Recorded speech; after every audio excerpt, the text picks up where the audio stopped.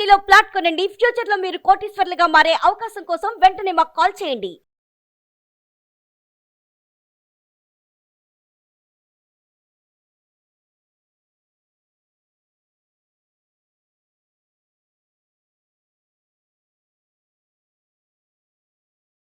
Suman TV ప్రేక్షకులకు స్వాగతం.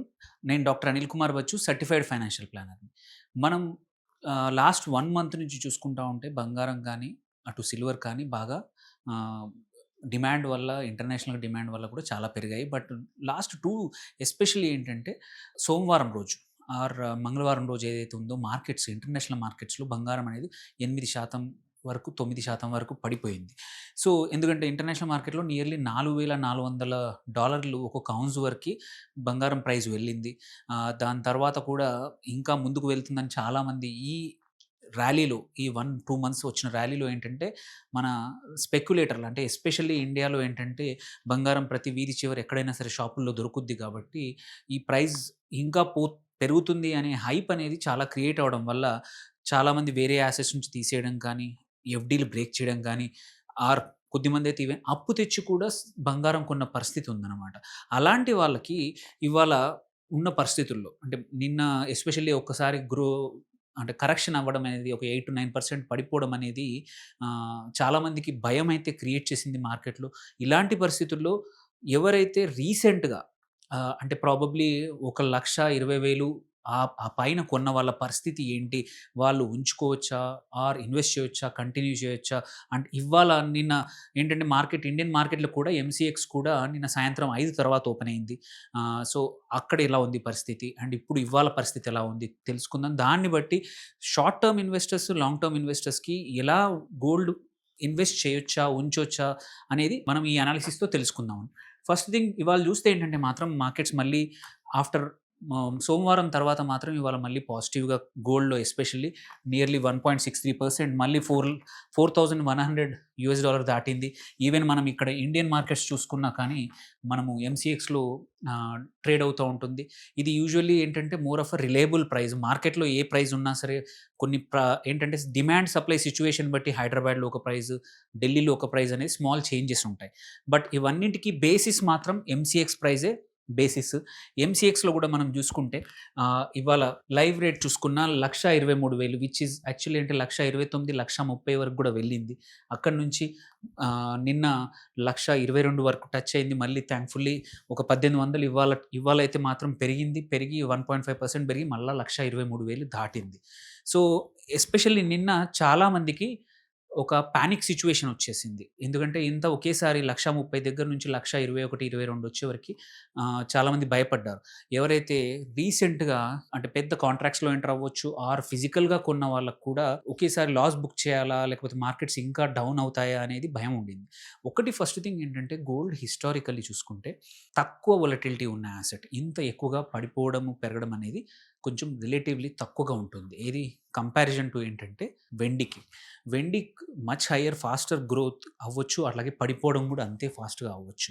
But బంగారం ఏంటంటే బికాజ్ ఇట్స్ యూజ్ ఏంటంటే హెడ్జ్ యాసెట్ లాగా రిజర్వ్ బ్యాంక్స్ కూడా వాడతా ఉన్నాయి కాబట్టి అంత తొందరగా పడిపోదు. మళ్ళీ చాలా ఇన్‌స్టిట్యూషన్స్ కూడా వాళ్ళ పోర్ట్‌ఫోలియోలో ఒక 10-15%, 20% కూడా ఆహ్, బంగారాన్ని యాసెట్‌గా వాడతా ఉంటారు. అట్లాగే ఇండియాలోనే కాదు మల్ చాలా కంట్రీస్‌లో మ్యూచువల్ ఫండ్స్ ఏవైతే ఉంటాయో అక్కడ మల్టీ యాసెట్ ఫండ్స్‌లో కూడా ఒక యాసెట్‌గా బంగారాన్ని వాడతారనమాట. సో, బంగారానికి డిమాండ్ ఇన్వెస్ట్‌మెంట్‌గా చాలా ఉంది. సో, ఎప్పుడు కరెక్షన్ వచ్చినా కానీ ఆల్రెడీ వెయిటింగ్ చేస్తున్న ఇన్‌స్టిట్యూషనల్ ఇన్వెస్టర్స్ కానీ, ఇండివిడ్యువల్ ఇన్వెస్టర్స్ కానీ, సెంట్రల్ బ్యాంక్స్ కానీ వెళ్లి పర్చేజ్ చేస్తాయి ఎనీ స్మాల్ కరెక్షన్‌ని. సో, ఇవాళ కూడా ఎవరైనా బంగారం కొనాలి అనుకుంటే still it's a good time to enter. మనం ఈవెన్ మనం మార్కెట్‌లో హిస్టారికల్‌గా చూసుకున్నా గానీ బంగారం ఈ సంవత్సరం నియర్లీ 50% పెరిగింది. ఏది క్యాలెండర్ ఇయర్‌లో. సో, లాస్ట్ ఇయర్ కూడా ఒక 35-40% పెరిగింది. బంగారం పెరగడానికి కారణాలు చాలా డిస్కస్ చేశాము. మెనీ రీజన్స్ ఉన్నాయి. ఆ కారణాలు ఏమి చేంజ్ అవ్వలేదు. ఎక్సెప్ట్ 1, 2 చిన్న చేంజెస్ ఏంటంటే యుద్ధం ఇక్కడ గల్ఫ్‌లో ఏదైతే ఇజ్రాయెల్‌కి మళ్ళీ పాలస్తీనాలో హమాస్‌కి మళ్ళీ చుట్టూతా ఉన్న ఇరాన్ వంటి కంట్రీస్‌కి యుద్ధం ఏదైతే ఉందో అది ఎస్కలేట్ అవుతుంది. దానివల్ల ఆయిల్ ప్రైసెస్ పెరుగుతాయనే అనిశ్చితి కొంచెం ఉండింది. అది కూడా లాస్ట్ వీక్ సాల్వ్ అయిపోయింది కాబట్టి అదొక్కటే చేంజ్ అయింది. కానీ అదర్‌వైజ్ గ్లోబల్‌గా వేరే చేంజెస్ కానీ, ఆ డాలర్ వాల్యూ ఏదైతే ఉందో when compare to other currencies పడిపోవడం కానీ, సెంట్రల్ బ్యాంక్స్ కొనడం గానీ అన్నీ ఇంటాక్ట్‌గా ఉన్నాయి. సో, బంగారం ఇంకా కొంచెం పెరగడానికి ఇంకా స్కోప్ ఉంది. సో, ఎవరు పానిక్ అయితే పెద్దగా అవసరం లేదు. మనం చూసుకుంటే గోల్డ్ కూడా చూసుకుంటే ఏంటంటే, ఇప్పుడు 4100 దాటేసింది డాలర్స్. ఎక్సెప్ట్ 17 తారీఖు మాత్రం ఒక్కరోజు మాత్రం మనకి మార్కెట్స్ మనం చూసుకుంటే సో, ఎక్సెప్ట్ ఆ ఒక్క 2 డేస్ 1 ఆర్ 2 డేస్ నైట్ ఎప్పుడైతే మన ఇండియన్ మార్కెట్స్ కూడా ఆ రోజు యాక్టివ్‌గా లేవు. Especially commodity markets. ఆ ఒక్కరోజు మాత్రం 8-9% డౌన్ అయింది. ఇంకొక రీజన్ కూడా ఏంటంటే చాలామంది ఎవరైతే రీసెంట్‌గా స్పెక్యులేషన్ కోసం కొన్నారో బంగారం వాళ్ళందరూ మార్కెట్స్ తర్వాత డంప్ చేశారు. సో, ఈ వొలటిలిటీ అనేది అప్స్ అండ్ డౌన్స్ అనేది 1 వీక్ ఉండొచ్చు అంతే మాక్సిమం ఈ 3-4 డేస్. ఆ తర్వాత మాత్రం గోల్డ్ ప్రైజెస్ మళ్ళీ ముందుకు వెళ్ళే అవకాశాలు ఎక్కువగా ఉన్నాయి. సో, మళ్ళీ 1,30,000 టచ్ కావడానికి ఎక్కువ రోజులు కాకపోవచ్చు. ఇవాళ 123 దగ్గర మనము ఎంసీఎక్స్‌ది ట్రేడ్ అవుతా ఉంది. మనం చూసుకున్నా గానీ అటు వాళ్ళ లైవ్ రేట్ కూడా చూసుకున్నా ఒక 1.65% పెరిగింది. 1.5% పెరిగింది. 1800 పైన పెరిగింది. సో, ఈవెన్ వాల్యూమ్ గూడా డీసెంట్ వాల్యూమ్ ఉంది. ఇలాంటి టైం వాల్యూ చూసుకున్న హ్యూజ్ వాల్యూతో అంటే చిన్న వాల్యూమ్‌తో మూవ్ అవ్వట్లేదు పెరగడం కూడా. సో, 1 డేది కూడా చూసుకున్నా నిన్నటి కన్నా ఇవాళ బానే ఉంది.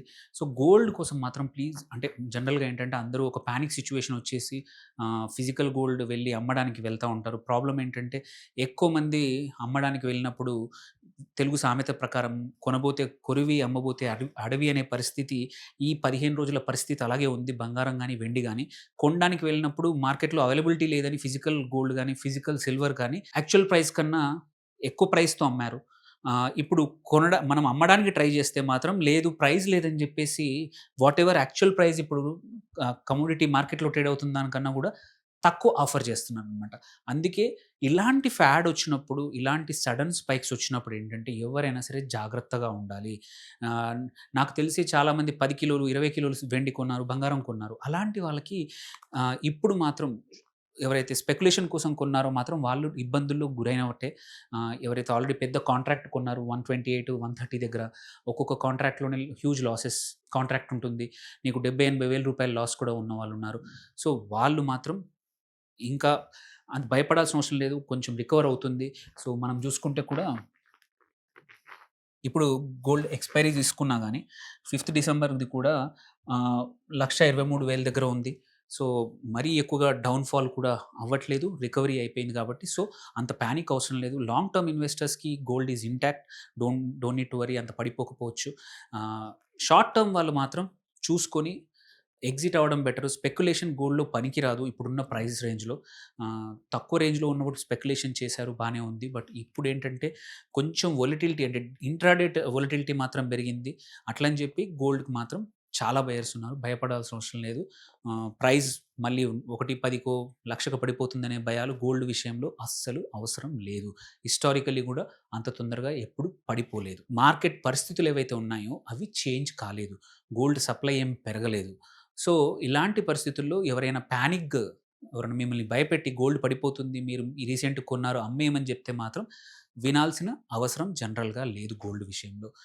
సో, హోప్‌ఫుల్లీ ఇట్లాంటి నెక్స్ట్ పెద్ద ఏమన్నా వచ్చినప్పుడు మాత్రం ఒకటికి 2 సార్లు ఆలోచించి ఇది నేను ఫియర్ ఆఫ్ మిస్సింగ్ ఔట్ వల్ల ఇన్వెస్ట్ చేస్తున్నానా? నిజంగానే నాకు గోల్డ్ అవసరం ఉందా? నేను లాంగ్ టర్మ్ కోసం చేస్తున్నానా అంటే మాత్రమే చేయండి. కానీ షార్ట్ టర్మ్ స్పెక్యులేషన్ వల్ల చేస్తే మాత్రం ఇలాంటి పరిస్థితులు వచ్చినప్పుడు ఎదుర్కోవడం చాలా అంటే ఇంపార్టెంట్.